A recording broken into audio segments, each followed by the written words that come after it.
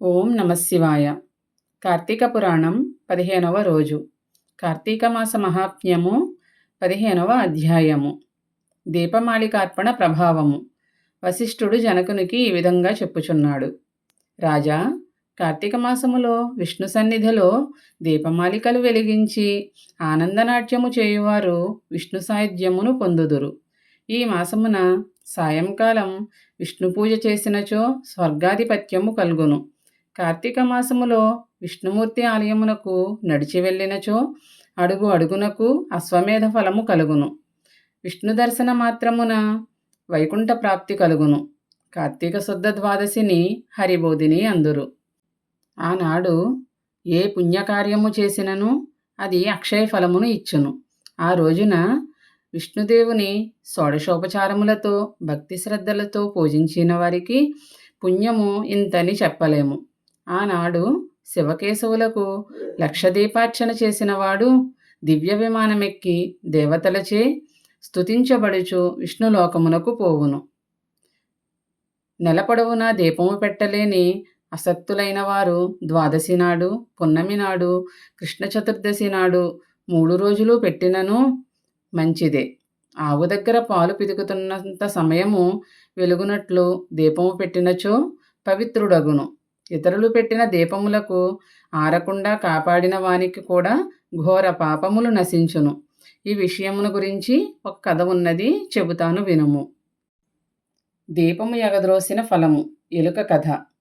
పూర్వము సరస్వతీ నదీ తీరములో ఒక విష్ణు దేవాలయము ఉండెను. దానికి ఎంతకాలము నుండియో పూజా పునస్కారములు లేవు. ఒకనాడు ఒక యోగి సరస్వతీ స్నానార్థము వచ్చి ఆ గుడిని చూసి దానిని శుభ్రము చేసి దగ్గర ఉన్న గ్రామము నుండి ఒత్తులు, నూనె, ప్రమిదలు తెచ్చి స్నానానంతరము దీపములు వెలిగించి తపము చేసుకొని చుండెడివాడు. కార్తీక మాసము వచ్చినది. కార్తీక శుద్ధ ద్వాదశి నాడు 12 దీపములు పెట్టి విష్ణు పూజ చేసి తపస్సునకు కూర్చుండెను. ఒక ఎలుక గుడిలోనికి వచ్చి ప్రమిదల్లోని నూనె త్రాగిపోవుచుండేది. ద్వాదశి నాటి రాత్రి ఆ ఎలుక వచ్చింది. ఒక ప్రమిదలోని దీపము గాలికి ఆరిపోగా ఒత్తిని నోట కరుచుకుని దీపము వెలుగుచున్న ప్రమిదలోని నూనె త్రాగుటకు వచ్చెను. దాని నోటిలోని ఒత్తి జారి ప్రమిదలో పడినది. ఈ ఒత్తి కూడా అంటుకొని వెలగడం ఆరంభించింది. ఎలుకకు వేడి నూనె త్రాగుటకు సాధ్యం కాలేదు. ఆ వృత్తును వెలిగించిన పుణ్యము చేత ఆ ఎలుక ఒక దివ్య తేజము గల పురుషునిగా మారిపోయెను. తపస్సమాధి నుండి లేచిన యోగి ఒక కొత్త మనుష్యుని చూసి, నీవు ఎవ్వరవు, ఇక్కడికి ఎందుకు వచ్చితివి అని అడిగాను. దానికతడు, మహాత్మా, నేను ఈ గుడిలో ఉంటూ నిత్యము దొరికినది తినుచుండెడి ఎలుకను. నేను చేసిన ఏ పుణ్యము వలననో గాని నాకు ఆ ఎలుక జన్మము నుండి విముక్తి కలిగినది. నేను ఎవ్వరను, నా ఎలుక జన్మము ఎలా కలిగినదో, విముక్తి ఎట్లు కలిగెనో చెప్పుటకు మీరే సమర్థులు. మీరు సర్వజ్ఞులు కనుక దయచేసి నా పూర్వచరిత్రను చెప్పమని వినయముతో అడిగాను. యోగి తన దివ్య దృష్టితో చూసి, ఓయి, పూర్వము నీవు బాహ్లిక దేశములో పుట్టిన ఒక బ్రాహ్మణుడవు. భగవచ్చింతన లేక కేవలము ధనార్జన చేయుటలో మునిగి ఉండేవాడవు. నీ భార్య సౌందర్యవతి, నీకు సంతానము కూడా కలదు. నీ భార్యకు పనులు చేయుటకు ఒక శూద్ర స్త్రీ దాసిగా ఉండేది. ఆమె కూడా వయసులో ఉండుటచే ఆమెను తాకుచూ పరిహాసములాడుచుండేవాడవు. నీ పిల్లలకు ఆమెచే అన్నము తినిపించేవాడవు. పెండ్లియుడినకు వచ్చిన నీ కన్యలను అమ్ముకున్నావు. ఇంటిలో పాలు, పెరుగు, మజ్జిగ, నెయ్యి అమ్ముకునేవాడవు. ఎవరికి దానధర్మములు చేసి ఎరుగవు. ఇట్లు సంపాదించిన ధనము అంతటినీ ఒక చోట కుండలో పెట్టి భూమిలో పాతిపెట్టావు. కాలము తీరి మరణించి చాలా కాలము నరకబాధలను అనుభవించి ఎలుకగా పుట్టావు. పుట్టి విష్ణు మందిరములో దేవద్రవ్యమును తినుచూ బ్రతికినావు. దీపములోని నూనెను కూడా త్రాగివేసినావు.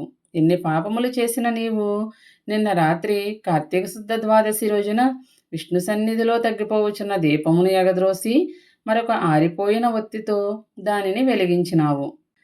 ఇది నీవు తెలిసి చేసిన పుణ్యము కాదు, అప్రయత్నముగా జరిగినది. అయినను ఆ దీపము వెలిగించిన ప్రభావము చేత నీకు తిరిగి బ్రాహ్మణ రూపము వచ్చింది. ఇక ముందైనను స్వార్థ చింతన మాని విష్ణు సేవ చేసి మోక్షము పొందుము అని చెప్పగా అది విన్న బ్రాహ్మణుడు యోగికి నమస్కరించి ఆయన వలన అనేక విషయములు తెలుసుకొని జ్ఞాని అయ్యాను.